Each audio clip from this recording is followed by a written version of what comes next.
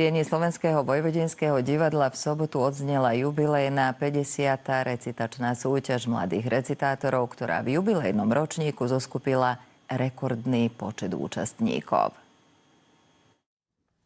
Tohto roku na súťaž prišlo 66 recitátorov z 15 prostredí. Kovačice, Lalice a Radáča, Bieleho Blata, Pivnice, Bašského Petrovca, Starej Pazovy, Padiny, Erdevíka, Kysáča, Zošídu, Bingule, Begeča, z Hložian a Nového Sadu.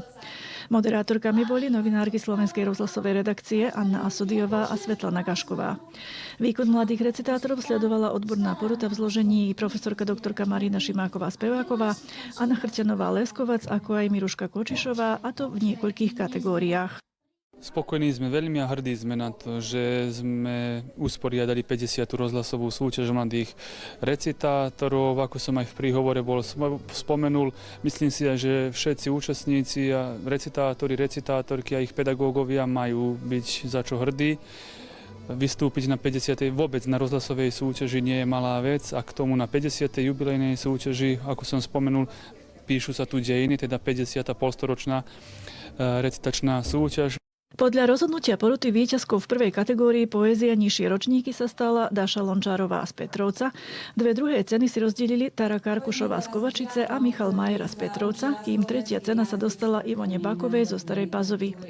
V rámci druhej kategórie Slovenčina s prvkami národnej kultúry sa víťazom stal Andrej Devetak z Kysáča.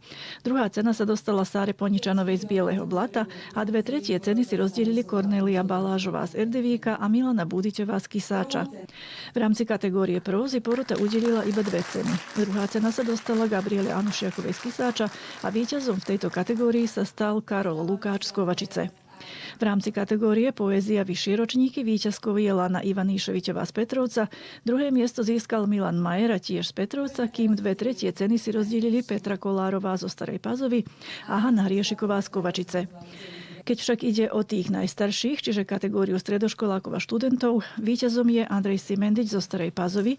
Druhé miesto obsadil Matej Hrk z Kovačice a dve tretie miesta si rozdelili Eleonora Ábelovská z gymnázie Jána Kolára so žiackym domovom, ako aj Alexandra Muchová, študentka 3. ročníka slovenčiny na Filozofickej fakulte v Novom Sade.